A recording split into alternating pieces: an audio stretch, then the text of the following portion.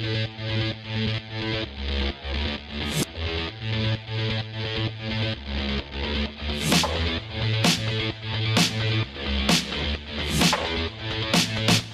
เพื่อนๆครับนี่บรรยากาศสดๆนะฮะอยู่ข้างสำนักงานใหญ่ของเรานะครับ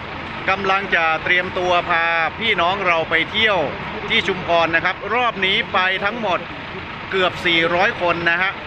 รถบัสทั้งหมดคือ10คันนะฮะวันนี้นะครับเห็นไหมข้างหลังผมนะฮะข้างหลังผมนะครับนี่คือบัส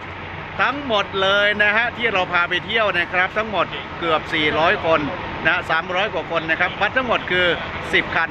ฉะนั้นนะครับสำหรับเพื่อนๆนะที่อยากจะไปเที่ยวอย่างนี้อยากจะมีโมเมนต์อย่างนี้นะฮะโทรเข้ามาที่เบอร์นี้ก็ได้ติดต่อสอบถามทีมงานติดต่อสอบถามคนที่เป็นตัวแทนจำหน่ายครีมนวดสมุนไพรรีแลกซ์แล้วท่านจะได้ไปอย่างนี้นะฮะเราเปิดโอกาสรับทุกท่านด้วยนี่คือบรรยากาศตอนนี้เกือบจะ1 ทุ่มแล้วนะฮะที่หน้าบริษัทเรารถจะออก2 ทุ่มนะครับจะไป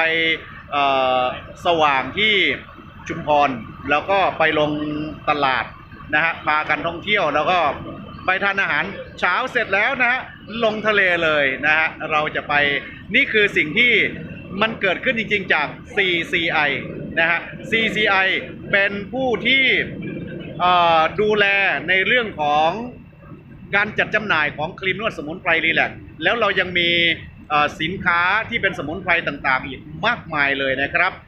ดูแลแล้วก็ผลิตโดยท่านดร.ณัฐพล โพวิชิตนะครับซึ่งเป็นนักวิทยาศาสตร์แล้วก็ได้รับรางวัลเหรียญทองระดับโลกถึง9รางวัลเพราะฉะนั้นครับสำหรับท่านที่กำลังมองหารายได้มองหาอาชีพมองหาธุรกิจที่จะเข้ามาจุนเจือครอบครัวที่จะเข้ามาเป็น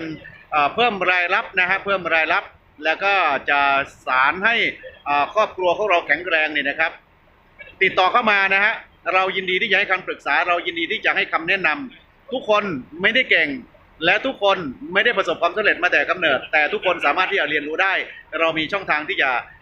แนะนำท่านไม่ว่าจะเป็นทางออฟไลน์หรือออนไลน์เราสามารถที่จะแนะนำท่านให้มีช่องทางในการสร้างรายได้และก็จะมีโอกาสได้ไปเที่ยวอย่างนี้เหมือนกับเรานะครับหลังจากรอบนี้เสร็จนะฮะรอบต่อไปเราก็จะไปล่องเรือนะครับไปที่สิงคโปร์เสร็จจากสิงคโปร์ก็จะไปต่อที่สแกนดิเนเวียเพราะฉะนั้นครับวันนี้เกือบ400ท่านนะฮะที่จะไปเที่ยวทะเลชุมพรเดี๋ยวไปด้วยกันนะฮะเดี๋ยวได้บรรยากาศสดบรรยากาศสวยๆงามๆที่ชุมพรเดี๋ยวผมเก็บภาพมาฝากนะฮะขอบคุณทุกท่านขอบคุณทีมงานขอบคุณทุกตัวแทนทุกกลุ่มเลยนะฮะที่ทำให้การเติบโตของเราเติบโตได้อย่างแข็งแรงเพียงแค่ตีซะ2 ปีนะฮะเราเปิดตัวมา2 ปีเนี่ยนะฮะยอดของเราขึ้น1,000 กว่าล้านแล้วนะครับวันนี้โรงงานของเราเพิ่มไปอีกโรงงานโรงที่3ซื้อที่อีก10 ไร่แล้วก็สำนักงานใหญ่ของเราซื้อที่อีก1 ไร่เศษนะเพื่อที่จะสร้างเป็นสำนักงานใหญ่อยู่ข้างดอนเมืองนี่คือความมั่นคงของเราการเติบโตของเราเติบโตช้าๆแต่ในมุมของผมแล้ว2 ปียอดขาย1,000 กว่าล้านเนี่ยไม่ใช่ช้าแล้วนะฮะเพราะฉะนั้นครับวันนี้โอกาสเป็นของท่านแล้วอยู่ในมือท่านแล้วตัดสินใจวันนี้ยังไม่สายนะครับสอบถามนะฮะเบอร์โทรอยู่ข้างล่างนี้หรือตัวแทนจำหน่ายใกล้บ้านท่านติดต่อกันเข้ามาได้เลยนะครับวันนี้นะฮะสิ่งที่ท่านคิดสิ่งที่ท่านฝันสิ่งที่อยากจะได้ไม่ว่าจะเป็นความสำเร็จไม่ว่าจะเป็นในเรื่องของการเป็นอยู่รวมถึงรายจ่ายที่มันไม่พอกับรายรับในปัจจุบันนี้ลองมาดูที่นี่นะครับบางทีสิ่งที่ท่านกำลังแสวงหาทั้งชีวิตอาจซ่อนอยู่ในไหนมาดูหน่อยอาจจะซ่อนอยู่ในตัวนี้ก็ได้นะครับนี่เดี๋ยวดูก่อนนี่นะครับอาจจะซ่อนอยู่ในครีมนวดสมุนไพรรีแลกซ์หลอดนี้ก็ได้นะฮะเดี๋ยวพบกันนะครับเดี๋ยวบรรยากาศสวยๆงามๆเดี๋ยวจะทยอยส่งมาให้ดูกัน